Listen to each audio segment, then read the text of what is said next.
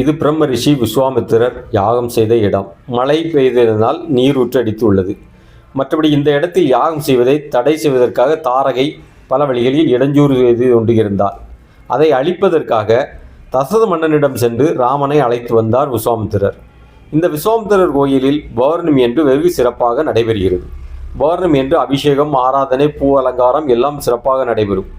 இங்கு வாகனத்தில் தான் அதிகமாக வர வேண்டியிருக்கும். இரவு ஆட்டோ, காரில் தான் வர வேண்டியிருக்கும்.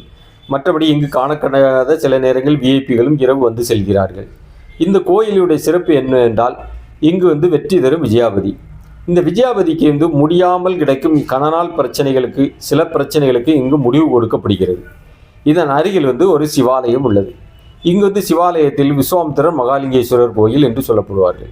இங்கு அதிகப்படியான கர்ம நட்சத்திரத்தில் கிரகம் நின்றால் அவர்களுக்கு வாழ்க்கையில் சில பிரச்சனைகளை சமாளிப்பதற்காக இங்கு கர்ம நட்சத்திற்கான பரிகாரங்கள் இங்கு செய்யப்படுகிறது. இந்த கோயிலில் தான் கர்ம நட்சத்திர பரிகாரம் செய்யப்படுகிறது. அருகில் கடற்கரையும், தில்லகாளியம்மன் கோயில் கடற்கரையும், பீச்சும் உள்ளது.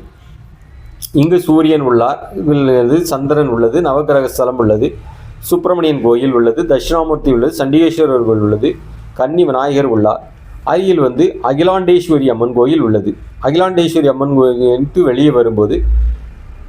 வெளியில் வரும்போது அருகில் சஞ்சீவி மலையை கையில் வைத்த வண்ணம் ஆஞ்சநேயர் உள்ளது. இங்கு சித்தர் பீடமும் உள்ளது. இது எங்கே உள்ளது என்றால், கூடங்குளத்தில் இருந்து திருச்செந்தூர் செல்லும் சாலையில் தாமஸ் மண்டபத்தில் இருந்து விஜயாபதியிலிருந்து விஸ்வாமித்திரர் கோயில் உள்ளது. விஸ்வாமித்திரர் கோயில் 4 கிலோமீட்டர் தாமஸ் மண்டபத்தில் இருந்து.